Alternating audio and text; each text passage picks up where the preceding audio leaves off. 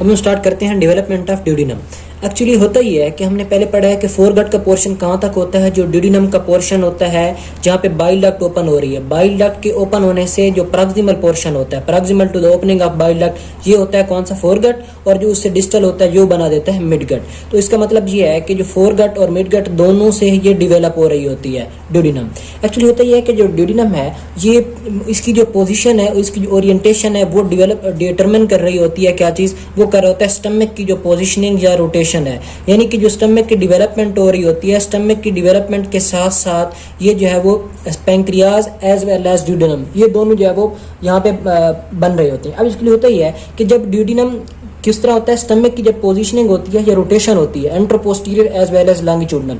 अब उसकी रोटेशन की वजह से क्या होता है, स्टमक जो है वो इस तरह की रोटेशन बना देता है कि स्टमक जो है वो इस तरह की पोजीशन में आ जाता है। पहले किस तरह था, फ्यूजिफॉर्म डायलेटेशन के तौर पर था मिड लाइन प्लेन में, अब ये आ जाता है इस तरह। तो जो हमारे पास ड्यूडिनम है वो एक सी शेप कर्वेचर में आ जाती है। ये सी शेप कर्वेचर क्यों आता है, सी शेप कर्वेचर आता है अलॉन्ग विद द पैंक्रियाज, इसके वो आ रहा होता है स्टमक की पोजीशनिंग या रोटेशन की वजह से। तो ये सी शेप हो जाता है और ये प्रोपेल हो जाते हैं राइट साइड पे। कौन सी चीजें, ये दोनों चीजें, कौन सी, duodenum as well as pancreas right side पे हो जाती है, और ये सी शेप अपनी जो है वो पोजीशन या शेप जो है वो डिटरमिन करा लेती है। तो राइट साइड पे हो जाती है, सी शेप बन जाती है। किस तरह होती है, ये असल में स्टमक जब रोटेट कर रहा होता है तो उसकी रोटेशन के साथ साथ हो रहा होता है। ये कहाँ से डेवलप हो रही होती है, फोरगट से भी और उसके अलावा मिडगट से भी हो रही होती है।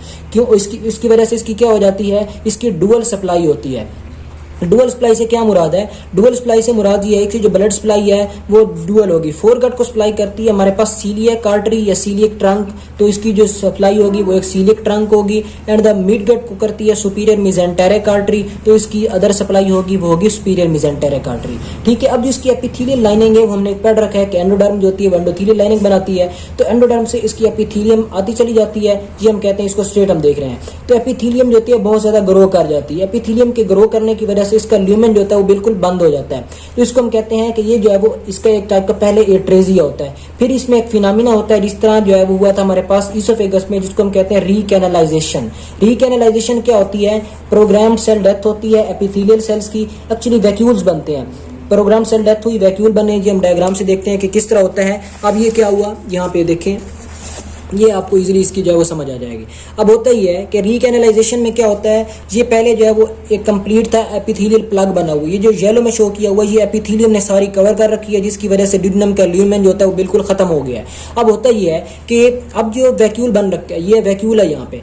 ये वैक्यूल किस तरह बनते हैं, ये वैक्यूल जो है ये व्हाइट सेट पोर्शन है, ये बनती है एपोप्टोसिस से। जब एपोप्टोसिस हो जाती है तो ये वैक्यूल बनना शुरू हो जाते हैं। तो इसकी वजह से क्या हो जाता है, ल्यूमेन जो होता है उसमें एपिथेलियम खत्म होना शुरू हो जाते हैं। अगर ये सारे खत्म हो जाते हैं तो ये नॉर्मल ल्यूमेन बन जाता है, ये यहाँ पे आ गया। उसके बाद होता ही है कि अगर रीकैनलाइजेशन प्रॉपर नहीं होती, यानी जिसको हम कहते हैं पार्शियल रीकैनलाइजेशन होती है, तो पार्शियल रीकैनलाइजेशन में क्या होगा, ये पुअर वैक्यूल फॉर्मेशन होगी और बिल्कुल थोड़ी सी जो है वो ल्यूमेन इसका बनेगा, जिसको हम कहते हैं स्टीनोज्ड। स्टीनोज्ड का मतलब ये होता है कि बिल्कुल बंद नहीं होता बल्कि थोड़ा सा ओपन होता है, लेकिन वो होता है नैरो। तो नैरोइंग आफ्टर ल्यूमेन हो जाती है, उसको हम कहते हैं ड्यूडिनल स्टीनोसिस। ठीक है, ये ड्यूडिनल स्टीनोसिस क्यों होती है, पार्शियल रीकैनलाइजेशन की वजह से होती है।